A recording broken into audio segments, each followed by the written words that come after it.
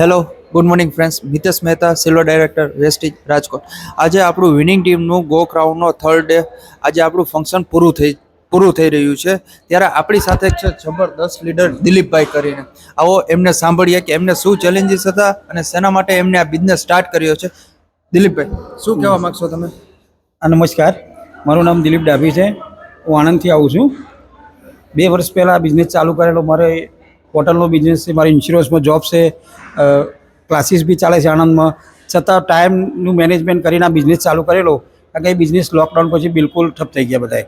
એટલે મને ખબર પડી ફ્યુચરમાં કંઈક મોટું કરવું હોય અને ફ્યુચર બ્રાઇટ કરવું હોય તો નેટવર્ક માર્કેટિંગ સિવાય કોઈ તો પછી ઘણી બધી કંપનીઓ મેં સર્ચ કરી. એવો મને વેસ્ટેજ અને વિનિંગ ટીમ અને પ્રાયોરિટી આપી. આજે હું અને મારું ફેમિલી અમારા સપના માટે આ બિઝનેસ કરીએ છીએ. હું એક જ મહિનામાં હું પોતે સિલ્વર બનેલો 2 વર્ષ પહેલાં. પછી તો સરસ, થેન્ક યુ. આજે ખાસ મારી વાત કરું કે અમારા જેવા ઘણા બધા મિત્રો એવા હોય છે, એજ્યુકેટેડ હોય, કદાચ ઓછું ભણેલા હોય તો અમને કોઈ નોકરી રાખવા માટે તૈયાર નથી.